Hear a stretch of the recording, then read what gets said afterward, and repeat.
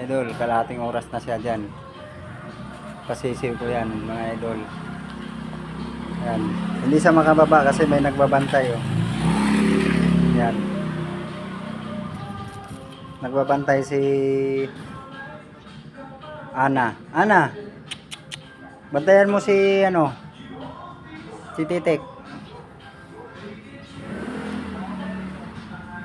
Kaya niya na ihinimbang yung mga katawan niya idol, hindi na siya hinihingal. Dati yung lapag ko dito, hingal agad siya.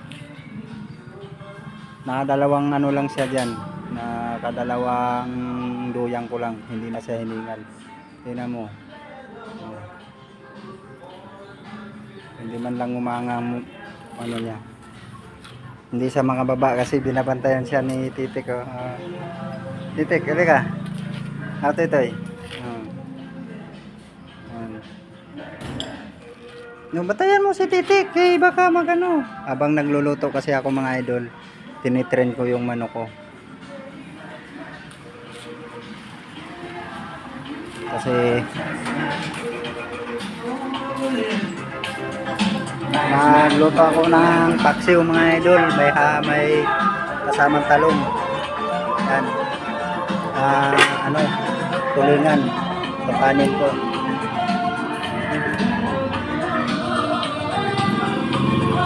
Walang pambiling gas kaya kahoy lang muna.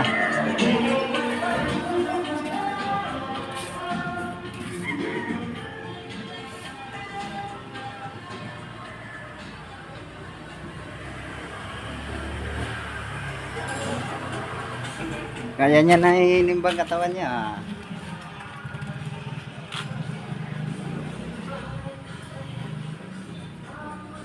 Ganyan mag-training mga idol sa lubid. Iduduyan mo yung manok para ano siya, malakas yung paa niya. Pag bumagsak yan ng baba na hindi manginig yung tuhod, yan mga idol, matibay na yan.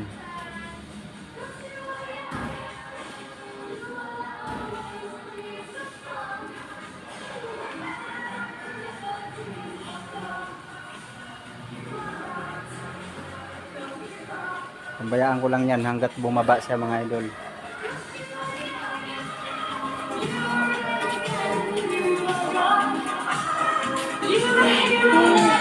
Ito yung barracks namin mga idol.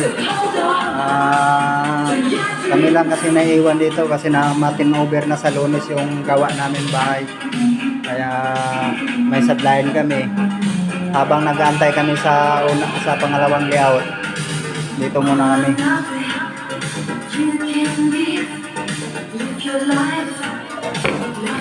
Ito na lang mga idol.